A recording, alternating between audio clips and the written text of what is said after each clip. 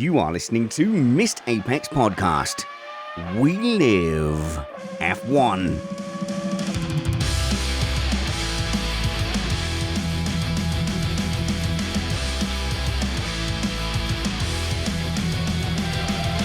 Welcome to Missed Apex Podcast. I'm your host, Richard Reddy, but my friends call me Spanners. So, let's be friends. You know how I like to sit here in the shed and just tell you what I reckon. In fact, I would say my job is to press stream and then just say stuff I think is probably correct. But why not buck that trend with some actual inside knowledge from somebody who lives and breathes within the heart of F1? The longest serving F1 journalist in history, has been to every race since 1842. It's Joe Saward. Hey, Joe. Hello. I'm not any of those things, but never mind. I am a long-time person in Formula One. This much is true. You've been but there. I'm not the longest serving. There are people far longer than me who were doing it when I was 8 years old. Yeah, but who are they? They're no Joe Sawards, are they? They're irrelevant. Well, they are within their own countries. They are. There's a man called Roger Benoit from Switzerland who is somewhere close to 100, I think, by now, and he's still going strong occasionally. Really? Yeah. Are you going to be doing this when you're... A man in Italy who's been doing it forever and ever and ever, amen. Are you going to be doing it? It just hasn't happened yet. When you're 100, are you going to be doing it, Joe? I doubt it. It's very hard, and they don't do all of them. It's a very hard lifestyle. So as you get older, one gets creakier in the mornings. But here I am, 7 o'clock in the morning. 7 in the morning for you in Palm Springs, later to be going on to Las Vegas. And then I think, you know, also with the calendar, there's 24 races, and there seems to be a notion that maybe that's the maximum. So maybe 24 is the maximum, but one day every race will be a sprint weekend. Within your crew, like, you know, the likes of you and Medland and Buxton, is there a bit of fatigue with the increased calendar? It used to be like 16 races. Those boys are lightweights. They don't do all of them. So. I mean, I don't know how many they do, but I think Christmas is about 4 or 5 a year, and Buxton probably a few more than that. But, you know, there's fatigue even if you only do 20. It's just, you know, it's just the way it is. I mean, these next few weeks, I don't know if they're going to be here. I'm sure everyone's going to be in Vegas, but some of them might miss Doha and then go to Abu Dhabi. I'm just going from one to the next. So, as I did the other day, the Texas to Mexico to Brazil routine, which was good. But I have a challenge, and that is to be able to. Well, it's not a challenge, it's a statement, which is I do triple headers with hand luggage. Beat that. Oh my God, I could not do that. My philosophy is that any fool can travel light. I'll take 2 full 23 kilogram allocations. Yeah, but the thing is, you'll arrive after everything's done. But I need to... when you've picked up your luggage and waited, and then all the people who've been picking up their luggage are standing in front of you in the queue for whatever. Yeah, but you know how fashionable I am. I'm 3 different outfits throughout the day. So I'm sorry, no can do. Just get a shirt, you know, get a shirt design, and then you can be the same person every day and nobody cares. People do ask, why do you wear a uniform? And I say, so I can be recognized as having, you know, if you're looking for me, you know what to look for. Definitely not because he was wearing those clothes yesterday and hasn't showered. Definitely not. This is all true. But you could if you wanted to. Joe, there's some news, and we've also got some listener reckons. So the listeners are going to tell you what they reckon, and you can judge or even yell back at them if you want to. Depends how aggressive you're feeling. No. But speaking I'm of not particularly aggressive, except for one set of fans. Yeah, you've not been getting on with the Sergio Perez fan base, have you? They're very active. I think that there's a couple of fan bases that are very good at mobilizing. The Verstappen fans, certainly, they move in hordes. But the Perez fans, I've never got on the wrong side of them because I'm a Perez fan as well. But when Bradley Philpott was critical on the show, he got death threats, you know, a really high level of abuse. And I spoke to Brad a month later, and I said, "Are you still getting like abuse from Perez fans?" And he went, "It's dying down a bit." But they really got their claws into it. Absolutely. No question about it. I just block them now. It's easier. But I have blocked whatever it is. It's like 2,500 of them or something. Yeah, the death threats for serious abuse and death threats. Yeah, they just get blocked. That's another level. The Verstappen fans are really good at just like insulting you and making you feel bad, and the Hamilton fans, what I found is like are super intense and want to get into massively detailed debates until your soul has been crushed. The thing about it is, and this is for all of them who are out there listening, I don't give a damn. So, you can insult me as much as you like. You can say terrible things about my mother. You can do all kinds of things. You can threaten me. No excuse for sending online abuse. But at this point, with the amount that you get and I get, I think, wow, if they're sending it to us, that time they can't be sending it to anybody else. So at least they're just insulting us. But if I do some news first before we get to what people reckon, the big one recently has been Monaco signing a new calendar deal for 100,000 years or whatever. Not particularly surprising. I think the most surprising one is moving Canada to early in May. And all the Canadians have said, okay, good luck trying to run a race in May where the weather is pretty rotten. Yeah. No, I think, that's some of the big one. I would have said bigger than all of those is the departure of the boss of Liberty Media.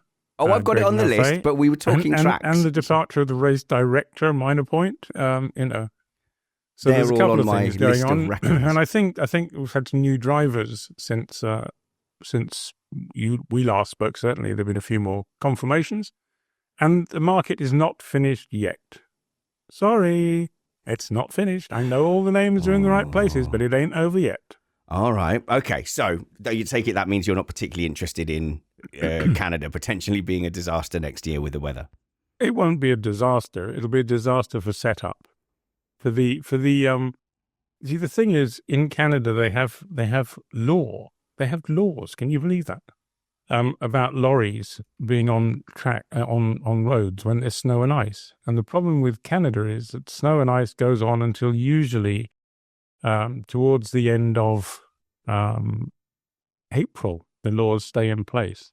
There's this sort of anti-moving stuff around law, which means that you can only carry light loads on trucks because otherwise it chews up the roads and destroys them. So moving concrete blocks around, for example, is going to be difficult because you have limited time to do it because you've moved the race forward 2 weeks. So you've lost 2 weeks of preparation time. Now the way around that is to have things more permanent so you don't have to do as much work in the time available. And I presume that's what... Now, Formula One is not stupid. They've gone through all the... I've seen the Canadian... promoting gang at I think probably 6 of the last 8 races, going around talking and seeing things and visiting. They want to fix all the problems that we've had there, and it's good for them because we like the Canadian Grand Prix. And so they've got the date change to deal with, which means they have to be much more efficient in their setup time. So if they can do it, fine. It might be a bit peaky. It might be because it gets very cold. Anyone who's been to Montreal, not in June or July, will know that it's quite, when the wind comes whistling down the old St. Lawrence, you have to wear your undies. So it is a bit cold and possibly nasty. But the other thing is it won't be quite the same because the weekend won't clash with graduation ceremonies and all the things it used to. And it's always been the sort of opening of the summer season for the people of Montreal, and that will disappear probably unless you can move the opening of the season a little bit. But they'll still be doing exams and stuff and wearing duffel coats and all the things they do most in Montreal, living underground like moles, because they have an entire underground city there. Did you know that? I didn't know that. No, well, I want to go. It's the biggest underground city in the world, I believe. And you can walk literally from one side of town to the other underground without ever coming above Earth, which is what they do in the winter because it's -40 sometimes in the winter times. And so the duffel coats aren't enough, so they live underground. They drive their cars into garages and walk around underground. Yeah, I like it. You know me, I don't like to leave the house if at all possible. Troglodyte. Yeah, I think remain indoors. That's always been my philosophy. The wrong word is troglodyte. That means cave dweller.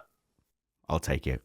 But you are absolutely right. And when I said news, as in biggest news, I meant outside of the reckons. But you're of course correct. Like the changing of the guard and personnel, or rumoured personnel is going to be a much bigger story. And so FIA aside, obviously Greg Maffei and Dominicali, one was a rumor, and I'm sure you can tell us what the truth behind it is. But the other is, Greg Maffei. Am I saying it right, Joe? Maffei, yeah. Maffei, yeah, is leaving and is going to have a stand-in. He's only half leaving. Right. Okay, what's going on? Because it feels like everything's super unsettled in both the arms of F1's governing bodies. Well, I think, I don't know, because I haven't spoken to anybody much since the announcement. But Maffei is 63. He had a new contract coming up. The game is changing. The company, Liberty Media, is now no longer, it's spun off all the other elements that were not Formula One. It's now just Formula One, and it will have MotoGP, which will belong to Formula One. So the stories about Domenicali going off to run MotoGP, yes, he will run MotoGP, but he'll be the next level up. So there will probably be a boss between him and MotoGP, which means he won't be the guy who goes around and empties the bins, as he is in Formula One, obviously. But he will still be in charge of it, So I think that it was a rumor that started in the Dutch world, and they can get a bit excitable there sometimes. Well, I think that they picked it up from Italian press and ran with it. They just got more traction with it. No, I don't know. I don't think so. Oh, okay. Well, apparently I mean, it's very hard to trace rumors, and to be honest, it's a waste of time. Because you find out who started it, and you go, well, and so what? Who cares who started it? It's just the way it is. So you just take the rumor for what you hear it, and then work out what's going on. And so basically, Formula One's point of view was, well, this is total rubbish. So yeah, I was reading your JSBM, your Joe Saward Business of Motorsport newsletter. You'll get there in the end. The one. Yeah. But it's good, and if you, I'm glad you like it. I do like it, yeah. And I've been really trying hard with the reading of things. I have to put my finger under the word still, which is a nightmare when I've been eating baked beans with my hands. It makes it very difficult. But go and check out Joe's newsletter. If you love being an insider, you can subscribe to that, and you get things pretty early. But you wrote in there... Pretty early. Very early. The Renault story at Monaco. What do you want? I mean, I'm doing a plug. 4 months ahead of the game. I got it before Briatore did. I'm doing a plug to tens of thousands of listeners, and it's not good enough. I've got to get it exactly right, haven't I? So you wrote there that you had a rumour a couple of weeks ago that Dominicali was to be replaced by the FIA president. And I read that to mean that Mohammed Ben Sulayem would be actually replacing him and doing the role. Are you talking about, Spanners? You wrote that. No, I didn't. I wrote that I heard a couple of weeks ago that Niels Wittig was that's the one. There we go. going to be replaced, and I did not have confirmation of it, so I didn't write it. But then it happened. So I thought, okay, that's really interesting. And to be honest, they had this fancy press release saying that he's standing down and da-di-da-di-da, which is they always do that sort of rubbish. But he apparently told a member of the Austrian press that he wasn't standing down, that he had been fired, which is what I heard was going to happen. So, and let's face it, there was a telephone directory of FIA employees who stood down in the last few years, literally a telephone directory. So obviously, Mohammed bin Sulayem has some views on the subject that other people don't, and they don't always agree, and then they leave. So basically, it's like a great big watermill of people spinning around and people coming and going. And why is that? Well, maybe it's something to do with the character of the president, who knows, or the people he has around him, whatever. To be honest, it doesn't really matter to Formula One. And I know that may sound a bit bizarre because Formula One is running on its own very successfully, and the money is coming in, and all the FIA has to do to keep the money is to shut up and get on and do things that are not troublesome or difficult, which it has trouble. So it has trouble doing things without having its own opinion, but if it wants the money to keep flowing in, it needs to learn to do that. And I think you could describe Mohammed bin Sulayem as a bit of a slow learner in this respect. There's definitely a perception, though, that if you don't agree with the FIA president, then you end up going. And having a high turnover doesn't scream confidence. and that's starting to leak out into the public perception. Does no one care about that? Well, to the extent to which the FIA matters, yeah. They do care, but the FIA has been kind of pigeonholed. There are plenty of other things for them to do. The problem is that the FIA president particularly likes the limelight. You'll notice every time there's a driver who arrives in Parc Fermé, a president jumps out in front of him, and the driver walks straight past him and goes, I'm going to go and do what I'm here to do. And the president seems to need to be in the spotlight. Maybe he should start his own TV show or something and nobody will watch it.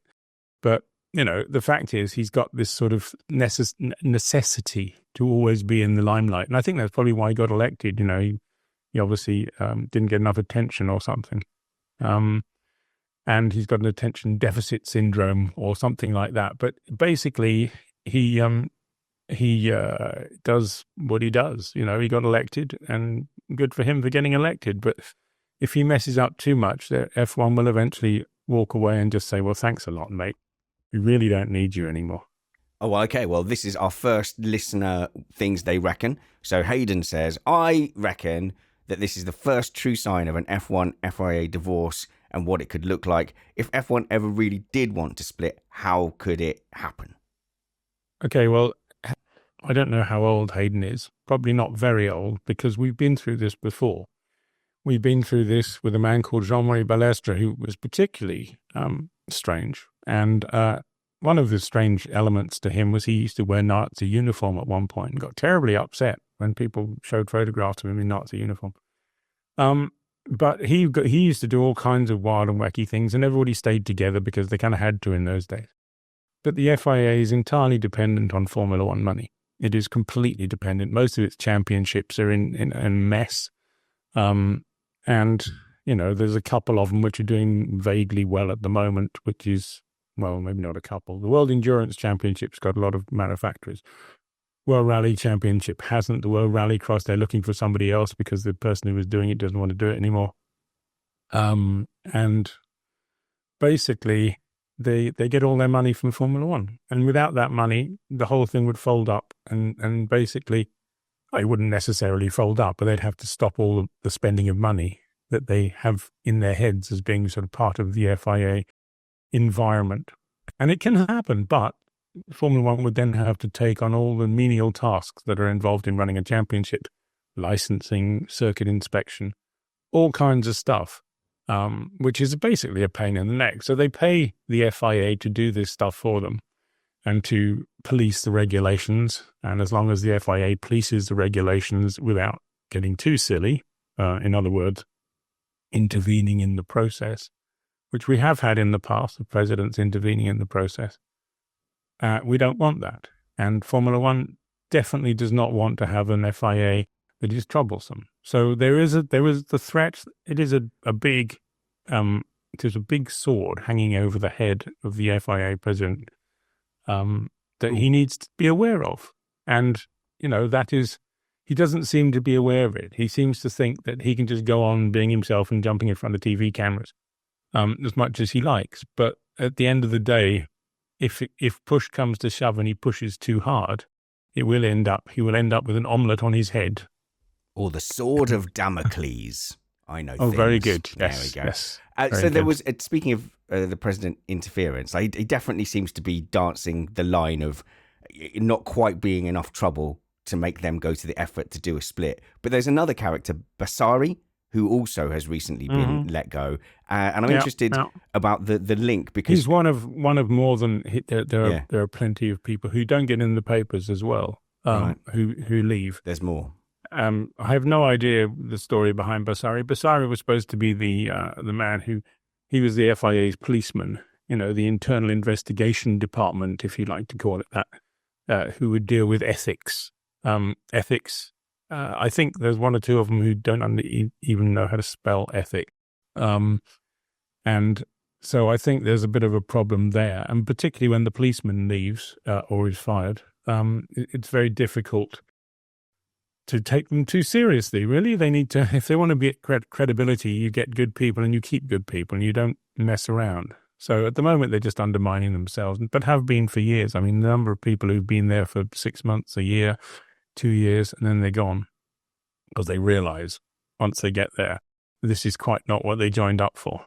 And now that doesn't mean that the FIA at ground level, in the trenches, if you want to call it that, doesn't do a good job, because the guys on the ground and the women too, it's very mixed up and multi whatever the word is, and it all works pretty much okay, with one or two exceptions. But it's running all right, and it's got some very good people mixed in there. They could have better people if they were more solid. The reason the Bassari one appealed to me as a talking point was because he was obviously investigating the president in a Aston Martin interference thing. There was reports a long time ago, yeah. Yeah, well, there was reports 2 years ago, that Mohammed Ben Sulayem marched down to get that Alonso penalty overturned, allegedly, and so that sort of that kind of stuff is what they should not do. And Mr. Bassari said it was okay, or something like that. I don't know, but the ethics committee, half of those people aren't there anymore either. So you have to be. The thing is, this stuff doesn't get in the papers, but it's just none of it's good for the FIA. It makes the FIA look like a bunch of golf club people from the wine committee quibbling with each other about who gets to have the big chair. And at the end of the day, the man who has the big chair is fundamentally irrelevant. And so it would be so much better just to have a president who's paid and who's not there. Anyone who wants the job shouldn't be allowed to have it, because they're doing it for the wrong reasons. You want somebody who wants to go in there and do the job of a CEO and do it properly.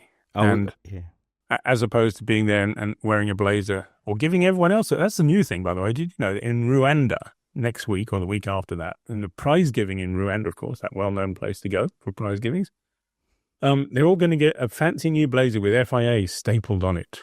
And so they can all march around wearing the same gear and doing salutes, which they have to invent. All right.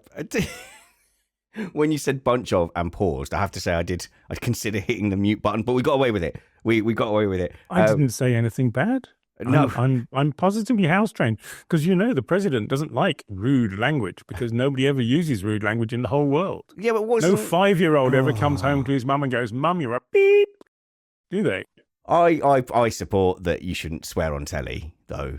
I'm quite happy. Well, with that's all very well, apart from the fact that if you've been driving a car, your adrenaline levels are all over the place, and most of these guys don't learn English in English public schools, old chap. They learn it from mechanics. And let me tell you, mechanics' favourite word begins with F. And the second favourite word begins with another letter. We can't even mention the letter because everyone gets so upset. Honestly, the world is a funny place, isn't it? Just live with it. It's part of language. Sure, the F word is the most useful word in the English language. It has 27 meanings. It's an adverb, a verb, a noun, you name it. And the people who try to stop it are just being plain silly. Let me have my disagree. I disagree. Mm-hmm. I swear like an ex-squaddy, but when I'm on radio or on Missed Apex, you don't hear it because I've got a broadcast vocabulary. Why do you not just speak as you do in it at home? You sound like a toff otherwise, don't you? The fact is, the kids go to school. How many times have your little kiddies come home from school and said a rude word? Never. They would never dare. They have their at school vocabulary and they have their in front of their parents' vocabulary. So, yeah. It's called discipline, They still Joe. know the words, don't they? It's called discipline, Joe. Not as far as I know, because I've never heard them say it. So, well, don't worry. They're now in their teens, and you will hear those words coming at you very soon. Is it part of the reason why Vitage did he end up being a bit of a scapegoat for that dispute with the drivers? No, I don't think so. I don't know what they fell out over. But I sort of got the impression that, if some people, if you don't tell them what they want to hear, they get terribly upset. And if you give them a blazer and tell them they're important and they can fire you, then they probably will, because they don't feel important if you don't agree with them. So I think it's to do with that, to be honest. I honestly don't think there's any... I don't think Niels did anything wrong. I think he was doing a very sensible job. He wasn't Charlie Whiting, but you can't all be Charlie Whiting, and the president already folded up under external pressure by getting rid of Massey, who was very good and did a good job to a large extent. And I know there's 1,000 people out there who will tell you all this and the other. The answer is, As I said at the time, and I say to this day, the problem is with the rules, not with the race director. End of story. And it's boring because it's 4 years old now, so let's get on 3 years old. Well, then you shouldn't have triggered me then, should you? The rest of the show I haven't is now... triggered you. I'm just saying they got rid of a good guy because of silliness and the president not supporting him, which he should have done. Disagree. Because otherwise he undermined everyone's faith in him making decisions was undermined by the fact that he threw Massey under the bus. I just for the record, before anyone comes at me, I disagree that the rules were followed. So we don't have to argue about it. The rules were followed in all but the tiniest sense. Okay, just let it be known that I strongly, strongly disagree with that. Very good. Well, you can disagree as much as you like, Spanners. Rob, until you're wearing an FIA blazer and can do something about it, don't knock on my front door. Well, it might be up for grabs if I can get enough money and they're ever for sale. Because why do you need money? Because Rob Asher reckons why do you need to buy Liberty Media. Rob Asher says, I reckon Liberty would like to sell F1 in 2025, but the Saudis aren't interested anymore. I wonder, has Joe heard of any other rumoured suitors to buy F1? Yes. Saudis are not the only people in the world with money. There's lots of people with money, but I don't think they're selling because John Malone, who is the boss of the bosses, in other words, he is the man who owns Liberty Media. He said the other day that something that made me sit up and listen because I thought, okay, it looks like they're getting ready to sell it and make a big profit. But he said, no, we've got lots more to exploit, and buying MotoGP is adding to it. I can see them starting to buy other things related to Formula One. I can see them buying circuits, maybe even. Oh, that would be interesting. Well, because that way you cut out the middleman, you get rid of race promoters, you promote them yourself. I remember having a conversation with Bernie Ecclestone 25 years ago about why don't you buy the circuits, Bernie? They're the ones who have TV rights ultimately. And he was very interesting on the subject because he didn't want to do that because it's like hard work. It's a bit like his view on merchandising was I don't sell T-shirts. That's not my job. And I said, but Bernie, there's a ton of money in it, And so we had these conversations 25 years ago. But it's still possible to do this stuff. So merchandising is now being done by Liberty Media, and they're making a lot of money off it. If you notice the number of people walking around wearing F1 gear as opposed to team gear, it's quite interesting. But I would never have imagined. I don't see a lot of people wandering around wearing FIA gear. I don't know what that's about, but they are. But, you see team gear, you see F1 gear, and it's everywhere, particularly in the US. And this is where Liberty's success has been so massive, is that they're getting the US market. And the US market is people with very deep pockets. Well, they've all got very big trousers too, but in their trousers, they have very big, deep pockets with loads of money. And they sell it out, buying a T-shirt that says, F1 world champion next week is, and they pay $50 for that, Oh, well, we can sell ads for Missed Apex in America, and we can't sell them in the UK at the moment. So that's... Yeah, well, I'd say Europe in general, but the old world, as Bernie used to say, the old world is fading. And I tell you what, he wasn't wrong. So someone's mentioned NASCAR, Nick D. They're trying to NASCAR F1. So the Francis family comes under a lot of... Hold on. Trying to NASCAR F1. NASCAR's falling apart, on the other hand. I don't know if you've noticed, there's a massive lawsuit going on. I have noticed, yeah. Yes, I'm mates with 2311. You've been reading JSPM, haven't you? No, Yeah. I'm mates with 2311, Joe. We were out there with them at Watkins Glen. Well, you're in the doghouse then, you are. You haven't got a license for next year. Because you dared to question the great France family, which is, not done, but you've done it. So NASCAR is in some difficulties because there's this big lawsuit going on, and there's a thing called in American law, there's this thing called discovery. And I think the France family is very frightened of discovery because discovery means that you can find out all the numbers, and then people will realize just how much money they've been making all these years and will want some. And it's the same thing happened to Bernie a long time ago. Everybody found out that Bernie was making a ton more money than they were, and they all went, hang on a minute, I want some of that. And that's what caused a lot of the problems that followed, because people are after money. I think 2311 will win in the end. Forward together. Go 23. You reckon? Yeah. I think 2311 will probably win because NASCAR will probably settle before being willing to reveal what they've been earning. Oh, because that's it's interesting. wiser Yeah. to settle than it is to have the revelations come out in discovery in a court about exactly how many billions you've snuffed away in the last 20 odd years. That is interesting. That could be the deciding factor. Yeah, I think that will be the deciding factor. That's just basic. Discovery is a weapon, and you can see it already in the law suits that have been flying around. They have been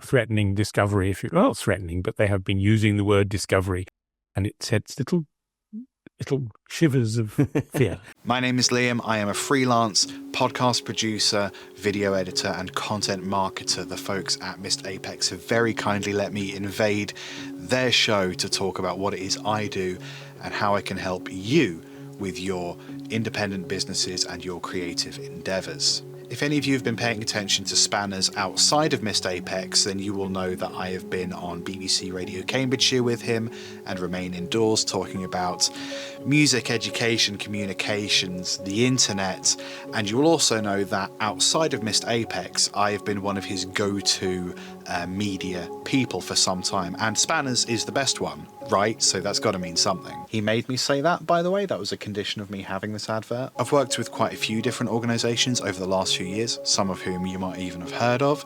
So if you'd like to talk about podcast editing, podcast consultation, video editing, particularly for social media, the tall format video that we all have to live with now, marketing strategy, social media consultation, anything like this, or even music composition, go check out ltcontent.co.uk for more information. And if it isn't a service that's listed on that website, drop me a line. It's probably something I can do, or at least make a recommendation for someone else if it's not something I can do.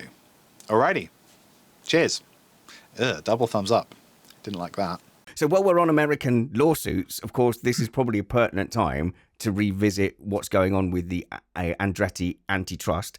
There's going to be a change of... There is no Andretti antitrust. Is it gone? There Is it dead? Department of Justice Right.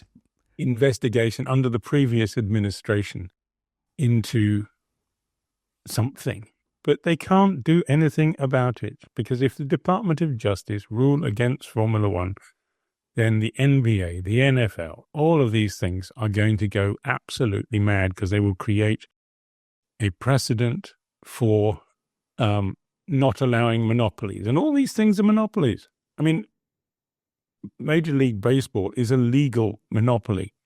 They have had a monopoly for 100 years. They've been allowed to be outside the Sherman Act, which is completely mad, but that's the way the American sport works. So if they want to start the biggest hornet's nest in the history of mankind, they will screw Liberty Media over Formula One, and then all the other sports will go mad. So at the end of the day, they'll just quietly pack it away somewhere, and whoever was behind it, some congressman from Michigan or wherever General Motors has big factories, or some mate of somebody from Guggenheim or whatever, whoever caused all this, it'll all just go away. And if it doesn't go away, fine, blow up all American sport. Why not? But with you saying or suggesting that, how involved really was Andretti, and was it just a chance for people to make money off of the name? I mean, I think I may have said all along the way. You did, you absolutely did. And then he's announced his stepping back from kind of frontline motorsport. That does seem to back up the view you were taking. Well, he owns no shares in his own company. And I know this to be true because oddly enough, because of NASCAR, there's a lawsuit going on. Uh-huh. And the lawsuit means, it's come out in the I'm just trying to remember how it is. No, it's the IndyCar thing. Sorry. No worries. IndyCar has also introduced charters, which is basically creating another monopoly. And in the documents for creating charters, there is one that lists all the ownership of the various teams. And this was leaked out to the press by somebody who had an ulterior motive to make Michael Andretti look bad. And it emerged that there's no percentage. 0% is owned by Michael Andretti. So the Andretti team is just a name. And that's it. And, okay, that's happened recently, but Michael is out of the game completely in terms of anything. I don't think the other thing, which again, if you follow the JSBM newsletter, there is another lawsuit going on with High-Tech Grand Prix with the FIA, which is going to be very painful for the FIA, particularly if the judgment ever comes out, which is confidential. I'm working very hard to get hold of it. But keep us in the loop. Well, no, but it's very hard because both parties have agreed that it's confidential. So obviously, if one leaks it, the other one says, well, it's you who leaked it. The skill is I have to find a way of getting it leaked to me without anybody knowing how I did it. And both sides going, well, it wasn't me. That's the skill. And I don't know. There are ways of doing it. I know quite a lot about it without implicating either side. So that's an interesting way of describing it. Do you like getting a leak and a rumor out? Because I've nearly entirely, I've rejected it because I just find it's too much trouble. Yeah, but that's the whole point. You see, the thing is, if you know it's right. Oh, right, but I never know. I'm just going on someone's word. I know exactly. If you know it's right and that you know that they can't challenge you because it's fact, yeah, it's fun because they are going around going, ha ha, we're so clever, you don't know what we're doing. When you say, well, actually I do, and here's oh, no, not allowed to do that sign on the air. Here is an aerial digit just to give you an idea of, well, actually we do know what's going on, so don't be silly. And one of the problems about all sport, motor racing in particular, is that there are lots of silly people involved in it. And, if we got rid of silly people and only had sensible people, we'd have a much better sport. So what's your guess for that situation? The FIA will pay a huge sum of money and then try to hide it in their accounts. Right. But aren't their accounts public? It will be so big, it will be such a big figure if it comes out that they will not be able to hide it. And then somebody eventually, one of the blazer wearers will take off his blazer, put on our Superman gear and say, well, what about this, Mr. President? At which point he'll get poleaxed to the floor by other members, the Mohammed bin Sulayem supporters club, or they will all go, bin Sulayem, he's a pain in the neck. Let's all support this other bloke and rush across. And then, you get to a point at which what they call the tipping point arrives, when everybody deserts the president because he's screwed up enough. And that happened with Jean-Marie Balestre, the famous SS man I was mentioning earlier on. When he went I was there in Paris, God knows how many years ago, 35 years ago. And he went into the meeting for the election completely convinced that he was going to win the presidency yet again. And he came out an hour later and he was like a whipped dog. Who won? Tot. Because Max Mosley and that worked out well. Outmaneuvered him. Oh. And he had got a bunch of duplicitous people to promise him, to promise Balestre they were going to vote for him.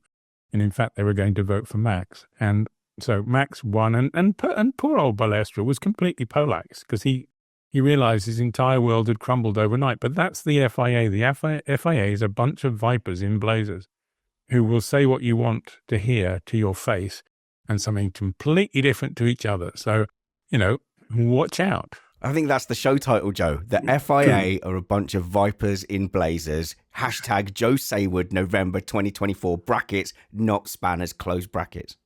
Yeah, but they already know that. They know what the FIA is like because most of them have been there for a very long time. I'm merely pointing out what they already know. So if they want the world to think otherwise, they have to behave in a different way. Behave like a good, clean sporting organisation like FIFA or, never mind. I just wish you'd get off the fence, Joe. Should we have another listener, what they reckon? We've got a voice note. So hopefully you'll be able to hear this, Joe. Hey, Spanners and Joe. It's Andrew here from West Coast of Scotland. It's a bit quiet, but we'll try. I was wondering West Coast of Scotland. What Bottas and Joe will do next. So it's a bit quiet, but basically the gist of it is what will Bottas and Joe do next? He did follow up and he said he's not feeling well. That's why it was quiet. But thank you for that, Andy. We do love getting the voice notes. Yeah, Bottas and Joe sort of just they'll do what racing drivers do when they lose their jobs. They'll look for something else. And, now it's a bit late in the day. There have been some rumours about Joe going off to Ferrari to be a reserve driver because they're a bit short on reserve drivers. Bottas might go to Mercedes because they're a bit short on reserve drivers. But at the end of the day, they'll find something else to do. If they want to go racing, they'll go racing. If they want to make money, they'll be test drivers. So, but don't Ferrari have Leclerc and another young driver as test drivers? Arthur Leclerc, that is. Well, why would you have someone's brother if they're not good enough? Well, as a test driver, I mean, Joe's not good enough to drive for Ferrari either. Joe's decent.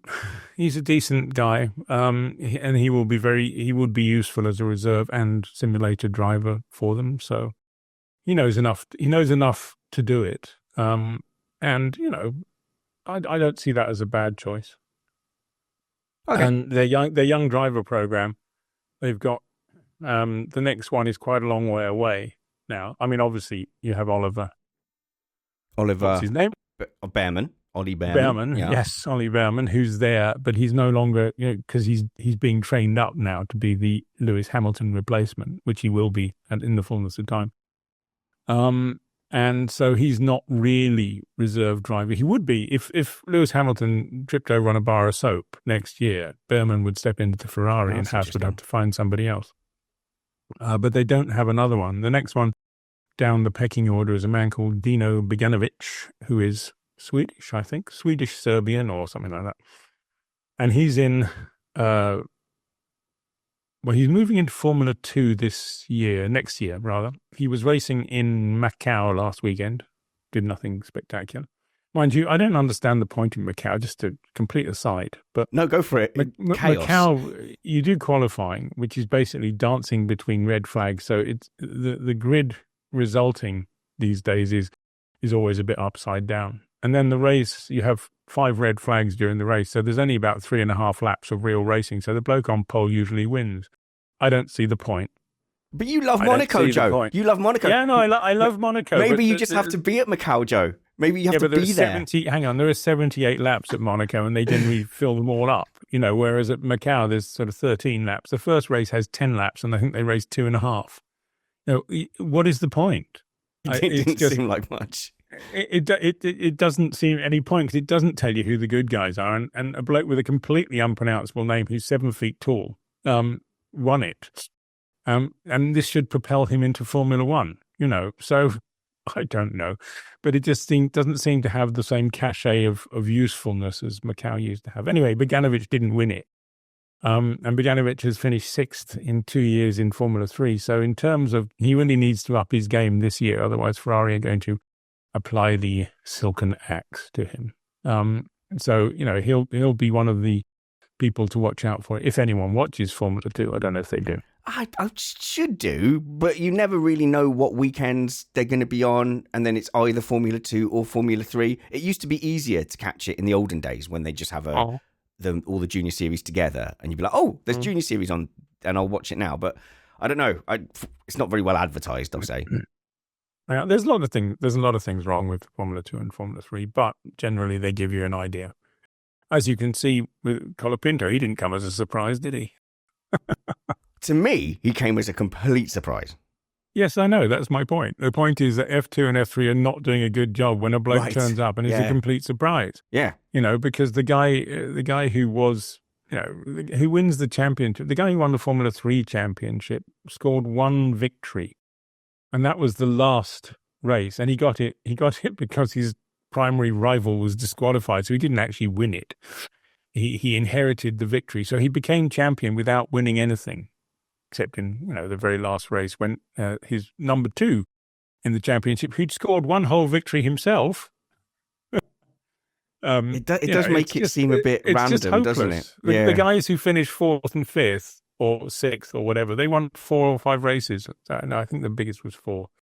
But they were winning races and didn't win the championship. So in other words, the fast guys are not rewarded. And fast guys should be rewarded. I've got a Colapinto. It doesn't make any sense. It doesn't make any sense to award championships to blokes who aren't quick. So apologies, just as a general note, I'm never trying to interrupt Joe. He pauses for just long enough that the Zoom delay makes me think I need to jump in. So I don't mean to. I apologise. I mean, we are on nearly opposite sides of the globe today. But I have a Colapinto reckon from the listeners. So we've got Marcio, who said, I reckon Colapinto will drive for Alpine starting in Miami. This is a really interesting situation in Alpine. And the one thing I learned, which I didn't realize, or this might be rumor, was that Doohan's contract was only for about 4 or 5 races, and he's got that time to prove himself. They're now apparently talking to Colapinto. What's really happening, Joe?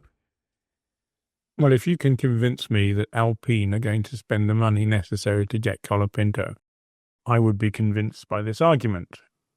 Except they haven't. And also, Colapinto's got a far better offer than some back-of-the-grid bunch of... Well, to be honest, they are back of the grid. Okay. No. Who's the offer? No. I was going... He's going to drive the second Red Bull. Sorry, Mexico. In 25? Yeah, that's the plan. Joe, that feels like a big call. That's the plan. Whether it works, I can't tell you. But that is the plan. That's good. So it might not come off, but you're saying that's their intention I think the chances are it will come off. They just have to work it all out, and that will take some time. And obviously, they don't want to do it in season in case somebody starts weeping, the entire nation starts weeping. But I think that is the plan, and that is what is being worked on. So we'll see. That's why I said the championship lineup for next year is not complete, because you can't have people finishing that badly all the time and let them just go on because they have a contract. It doesn't work like that in Formula One. It doesn't work like that. Do you know all the people at Red Bull? They have lost 40% of their bonuses, which is a lot of money for some of them on the lower end of the scale of earnings. 40% of their bonus is it's a lot of money percentage-wise. So they can't send their kids to a better school. Yes, and these bonuses are big amounts of money. And this is because the championship, they've slipped to third in the championship. Do you think that all these people, 1,000 people who work at Red Bull, are happy about the fact their bonus has been slashed by 40% because something hasn't been delivered? It's win-win for Red Bull, though, isn't it? They don't have to pay out the bonuses, and they get wind tunnel time for 26. Win-win. It's not a win-win for Red Bull. How is it? No, it's not. Well, because the psychology of a winning team is to win, not to finish third. And if you start beginning to accept finishing third, people leave. And then your team ceases to be a winning team, and it becomes another old back-end team. So the morale in the team is rock bottom apart from Max, and you can't go on like that. And people know that. Okay, what about this news of Kit Kat being a sponsor for next year? That seemed to confirm that Perez would stay because of the links through Nestle and Switzerland. And Joe's making noises that he thinks I'm saying stupid things again. Mm-hmm. No, I didn't say stupid things. I would say that they're just people grasping at straws. The Kit Kat's in the news because they're sponsoring Formula One. Why are they doing that? They weren't doing that before. They were sponsoring some racing driver who wasn't doing very well. Now they're sponsoring Formula One. What does that tell you?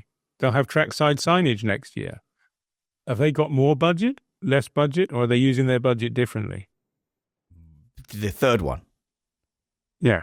But, okay, so what we figured out was that, Kit Kat owned by Nestle, they're in Switzerland, but the finance company that runs them is Mexican.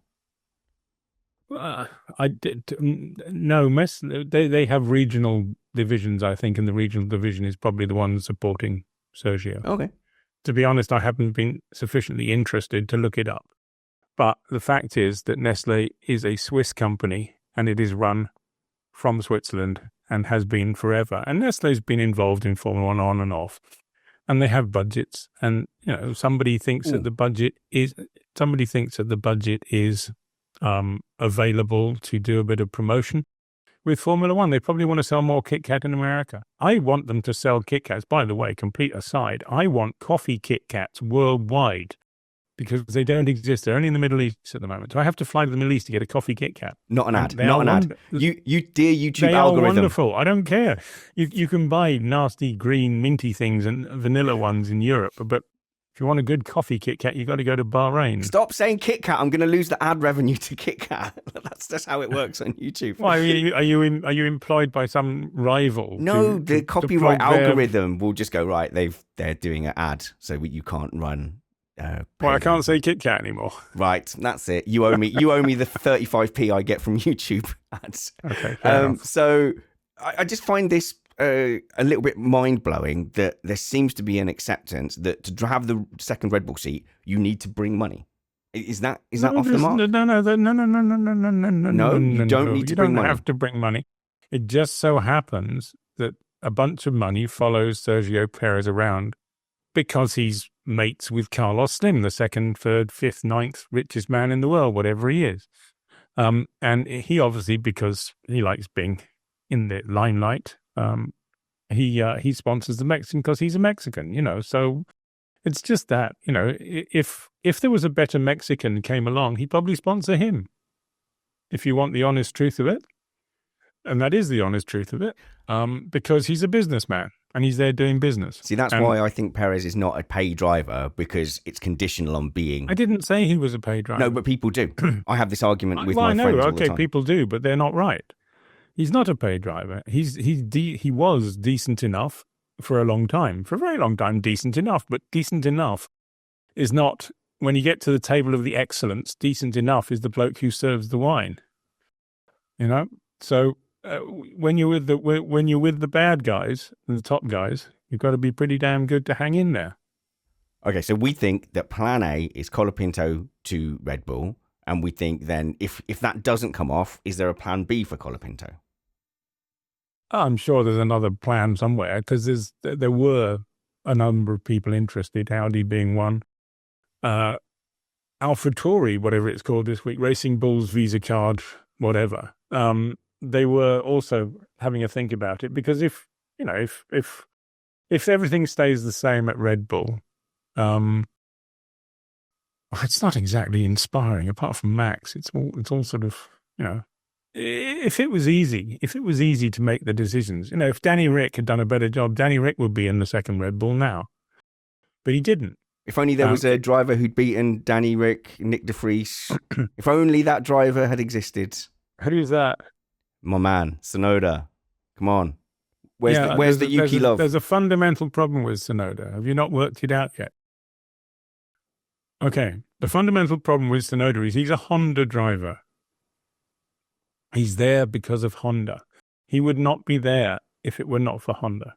And is he quick? Yes, he's quick. Can he do the Times crossword? No, he can't. Japan, get him. The Mexican fans have shown you the way. No. Come on, Japan. Listen, go get Joe. All I'm saying is this is reality. The reality is that for whatever reason, and my conclusion is it's because he can't do the Times crossword, but for whatever reason, Tsunoda is not rated sufficiently highly. Whether that's right or wrong, it doesn't matter. The fans can squeal and shout as much as they like. At Joe. It doesn't change the fact that these are the views that are held. And this is what fans don't understand. You can squeal and shout a lot, but the views still remain. You don't change views by shouting about them. You don't change views by sending death threats or telling me to do appalling things with my mother. It doesn't work. It doesn't change. Okay, I slightly disagree, only that I've seen media outlets change their coverage due to the weight of fan interaction. That's my only slight disagreement with that. Yeah, well, that's because they're there selling their bodies to sponsors, and therefore they need to change. I am not available for sale. I am doing my job, and if you don't like it, you can stick it, is my view. But and if that's it. If you I'm do not like going to change, it, unless you convince me that I am wrong, and you convince me that this X is better than Y, then I'll change. But, Colapinto's done a great job. I was surprised by how well he did. Yeah. Not as surprised as a lot of people were, but surprised enough. Excited and surprised. Well, excited too, because obviously he opens up all kinds of markets. And he replaced, if there's only one bloke from Latin America, everyone will jump behind him, the money-wise, if he's quick and good. But if you do what Joe... Sorry, that happened again. Money people do not decide things based on whether they like the bloke or not. They decide things on whether the bloke's successful. And if the bloke is not successful, they decide not to do it. It's very simple. Unless it's your daddy who's paying, hence we can zip into another team in passing there, another nation even. But unless your daddy's paying and he will accept anything, then they're going to change. There will come a point at which things change, because if you ain't good enough, you ain't good enough. And Formula One is not about how much money you can make. It's about how much winning you can do, and that leads to money, admittedly. But it's very black and white. Hayden is pointed out if you'll have seen this on YouTube. I've been trying to jump in and do a slick promo for your stuff. I've seen you trying to jump in. That's why I keep talking, just to annoy you. Hey, yeah. But look, I was going to say, when you said if you don't like it, you can stick it or whatever. And then I was going to say, and it would have been so on point, but if you do like what Joe is saying, then you can subscribe to GP Plus Magazine, JSBM newsletter, and subscribe to his green notebook, as well as following Joe on all the social medias, particularly Twitter at Joe Saward. And are you on Blue Sky, Joe? That's where all the goodies are going. So follow Joe by searching Joe Saward over there. All the cool kids are over there. Actually, I think I've only been on Blue Sky for about a week, and I have quite a lot of followers. I don't know how many. I haven't looked in the last 2 days. The interactions on there are quite more chilled at the moment. Well, the fact is that I think since the recent election in the United States of America, a number of people may feel that Twitter doesn't serve their purpose anymore. Yeah, and again, I don't have any political opinions. The thing is that migrating to Blue Sky, if you have a large following, is kind of hard work, because you have to lug your 50,000, 100,000 people with you, and it's not always easy to do that. But, for example, did you notice The Guardian has gone to Blue Sky? Yeah. Among other things. Yeah. There's all kinds of people going. It can be difficult to migrate people over to your Blue Sky account, but fortunately, the link to your Blue Sky will be in the show notes underneath the description of this show. Marvelous. There you go. Can I end on one question? Because I know you have arrangements this morning, but we just have one last reckon on there. And Jordan says, I reckon Joe may have been wrong about the level of work Newey is going to be doing at Aston Martin. And I'm going to guess that Jordan is referring to the fact that Dan Fallows is gone, and therefore maybe that's an indication. But we knew that Dan Fallows was going anyway. Did we? Well, I did. Oh, it was obvious. They hadn't announced it, but it was obvious. They've got a bloke called whatever his name is from Italy who's turning up as well. I mean, you've got to fit him in as well. So, there's tons and tons of people that have to be sort of battered into place, which is what Andy Cowell is doing. He's got a jigsaw puzzle, and he's trying to put them all together without bending any of the corners. And that means that Dan Fallows has been thrown into the bin because he doesn't quite fit anywhere. So he's trying to get it all together. I don't think it makes a damn bit of difference about how much. And I don't think that Adrian Newey's going to be there and just doing nothing. Of course not. He's going to be there doing stuff, but I don't think he's going to be working day and night and staying up at night very often, as he wants to, to do stuff, because he doesn't need to. So just finally then, why do you think it didn't work out with Dan Fallows? Because I was told that he was the real, workhorse at Red Bull, and Adrian Newey was just more of a project manager. Yeah. Well, there you are. No, I mean, the thing is that it's not down to one person ever anymore. It's down to a whole bunch of people you haven't heard their names, who are all working like crazy. I mean, have you ever heard of Enrico Balbo, for example? If I say yes, will you think I'm smart? Yes. Yes. No, I haven't. Okay. Well, if you look up Enrico Balbo, you'll find that he's one of the people. There's all kinds of people out there who have no name in real profile, but are very important people. And, every so often you find these names pop up when somebody gets hired by another big team and they become a name. And a lot of these people don't want to become a name or are happy where they are. So you have stuff like this. And there's a lot of them. Because, this is the question I often ask people when I'm having audiences, which I don't have many of these days, but does anybody know what 1,000 people do to make 2 cars go around in circles? There's an awful lot of people working to make these things happen. So there you go. How about an end-of-season virtual live audience, Joe? Would you like that, listeners? Do you want to get in touch and let us know if there's demand? I haven't. The end of the season is Christmas, as far as I'm concerned. Oh, is it? Good point. Well, we're finishing. I think I get home on the 9th of December.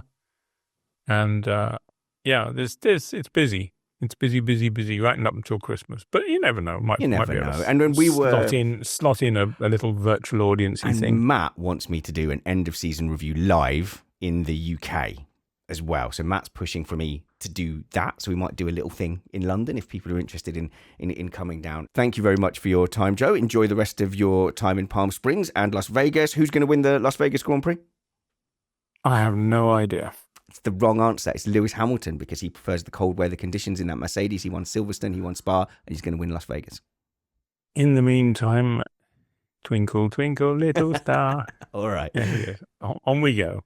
I have a vague suspicion it may not be Lewis Hamilton, because if the Mercedes is quick, George Russell will probably win the race. But I have no idea who's going, because it's been, I don't know if you noticed, Spanners, but you go to each race meeting, you're never quite sure who's going to win. The only thing you can pretty much guarantee in the top 4 teams is there's one bloke who won't win it. Do you just want Mexico to hate you? I didn't say anything about Mexico. That's you putting words into my mouth, Spanners. I can't believe you've done that. Just for all the Mexicans now who want to send Joe stuff, right? I'm on your side. I'm also typing a DM to Joe. All right, Joe, thank you so much for your time. I hope you have a fantastic trip in Las Vegas. And until we see you next, guys, which will be a morning stream, so around 10, 11. I think we're going to go for 11 UK time for our Vegas review. Until we see you then, work hard, be kind, and have fun. This was Missed Apex Podcast.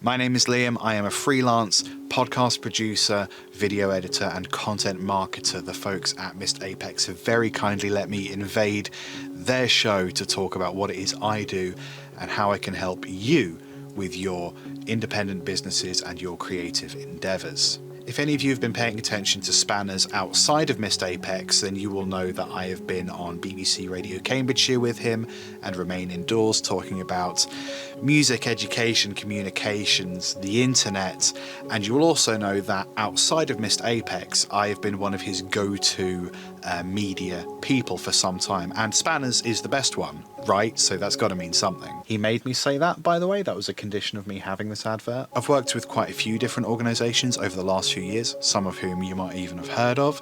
So if you'd like to talk about podcast editing, podcast consultation, video editing, particularly for social media, the tall format video that we all have to live with now, marketing strategy, social media consultation, anything like this, or even music composition, go check out ltcontent.co.uk for more information. And if it isn't a service that's listed on that website, drop me a line. It's probably something I can do, or at least make a recommendation for someone else if it's not something I can do. Alrighty, cheers. Double thumbs up. Didn't like that.